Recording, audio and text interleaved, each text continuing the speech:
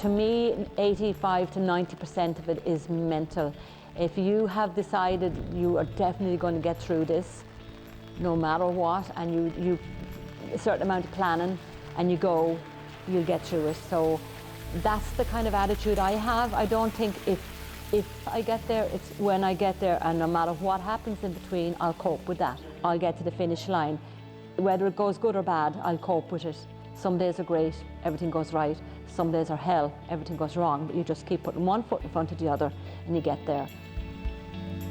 At the start of this year, Mary Nolan-Hickey set out on an ambitious plan to run around the entire coast of Ireland. The 65-year-old Irish woman faced some gruelling 1,500 miles.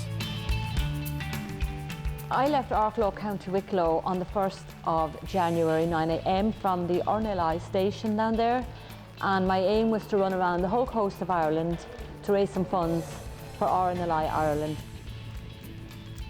In miles, I think I'm up and around 1,200. I'm not 100% sure. I have people looking after that end for me. I just record each day how much miles I've done. I record it on my Garmin watch, take photographs, send it back. And my team back in Arklow looking after all that for me. Mary chose to make her anti-clockwise journey around the Emerald Isle during the winter, deliberately facing the rough weather that the Irish lifeboat vessels have to work through.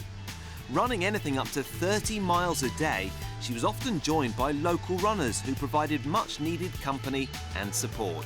For the most part, Mary shunned the traditional marathon runner's fuel of gels and energy drinks, preferring instead to stop en route for a cup of tea and a few biscuits. And she took the adverse weather conditions in her stride.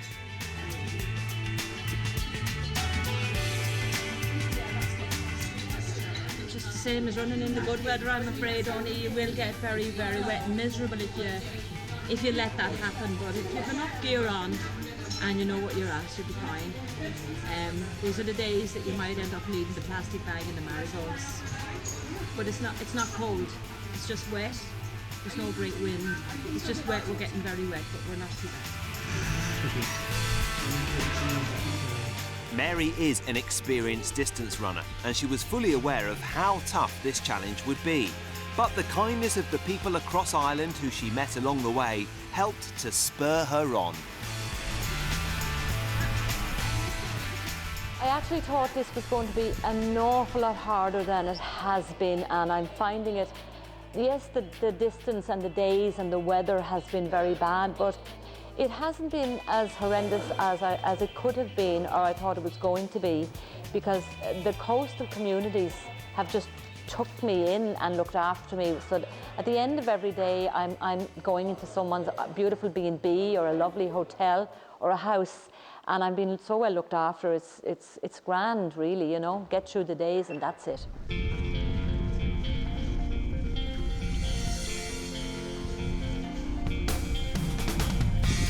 The days saw Mary amidst Ireland's rugged landscape and picturesque scenery.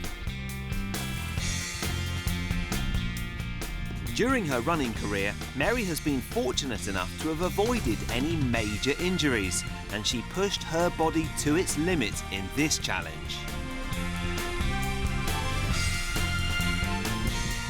I have a few injuries, being as I turned 66 in June, and I've been running for 50 years. As I say, I'm a vintage model at this stage, so if I was a car, I'd probably be scrapped and wouldn't be let on the road, but I'm not. I'm human and I have a very strong mind. I have a little bit of injury. I have a little bit of a niggle in the hip, and I've lost a few toenails, so obviously the feet are a bit sore. But it's nothing that is going to stop me. It's when I like to run 90% of my days. It might be slow now, but I walk up the hills, and so it's still doable, and I'm still really enjoying it. There's nothing about this that I'm finding uncomfortable, really. It's all doable. This year marks Mary's 50th year in athletics, and in that time she's taken on some of the world's toughest challenges.